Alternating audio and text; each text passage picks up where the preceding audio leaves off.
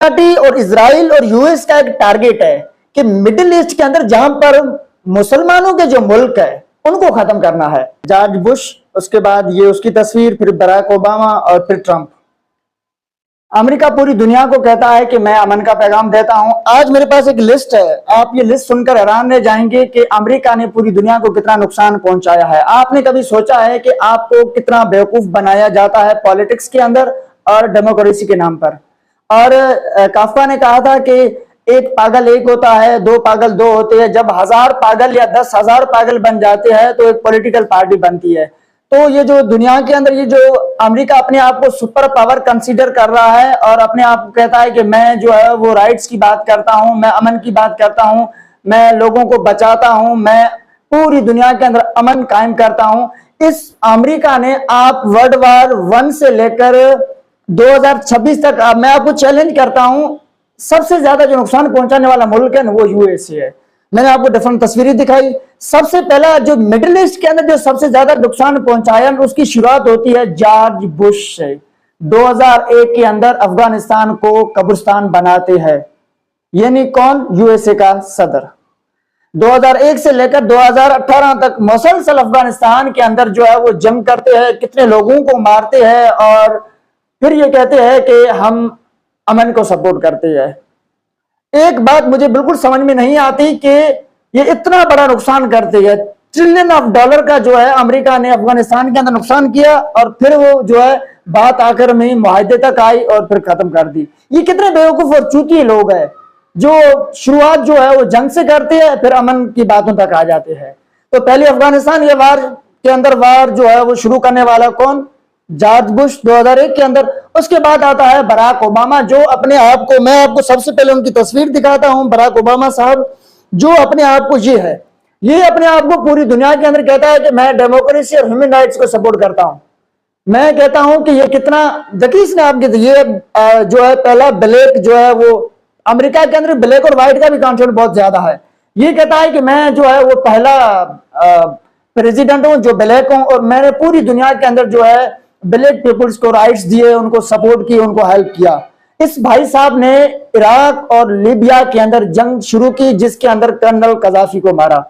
मुझे वो अच्छे तरीके से याद है कि जब कजाफी को लाइव टीवी के ऊपर गोली चलाने के लिए उनको मारा गया और जो यूएस की सबकी एक लेडी थी वो हंस रही थी। ये वही लीडर है जो हमें नुकसान पहुंचाते हैं और पूरी दुनिया में अमेरिका ने तबाही मचा दी है और स्पेशल मिडिल ईस्ट के अंदर। तो यानी इराक और लीबिया के अंदर सदर सद्दाम हुसैन को मारने वाला कौन? Barack Obama. लीबिया के अंदर जो है वो कर्नल कजाफी को कौन मारने वाला? Barack Obama. किस पे ऊपर? रिजिम चेंज के ऊपर। ये चाहते हैं कि हमारे पास सेंटर पावर रहे, हम कभी भी पावर को नहीं छोड़ना चाहते। और उसके बाद जो नाम आता है वो आता है भाई साहब ट्रंप का। सबसे ज्यादा पागल, सबसे ज्यादा बेवकूफ और सबसे ज्यादा अपने आप को बड़ा ज़हीन तरीन समझने वाला। एक तो ये बुढ़ा जो ट्रंप है ये 80 साल का हो चुका है, अभी हुकूमत करने के काबिल नहीं है। उसके बाद ये है जो है वो 2 बार यूएस का सदर बना है और ट्रंप के आने के बाद पूरी दुनिया के अंदर तकरीबन 10 लाख से ज्यादा अमवात यानी मौत हो चुकी है। पूरी दुनिया के अंदर यूएसए अपने आप को यूनिपोलर के कंसीडर करता है कैपिटलिज्म के ऊपर।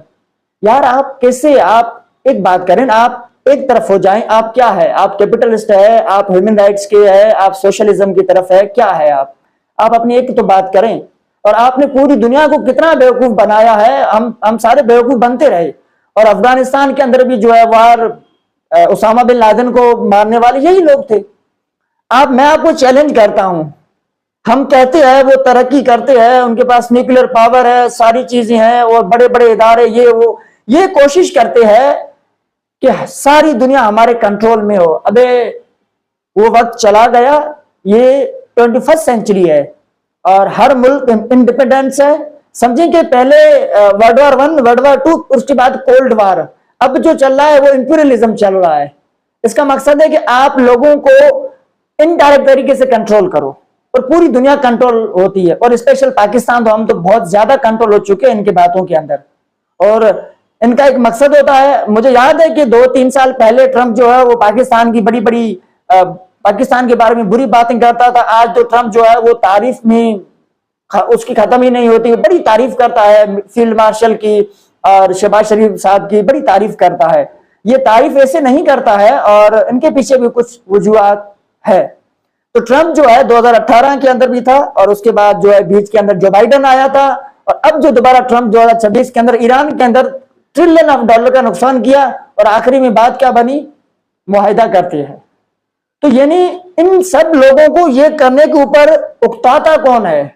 दो चीजें होती है। एक कहता है कि भाई इजराइल, मैं समझता हूं इजराइल नहीं करता, इजराइल कुछ भी नहीं करता।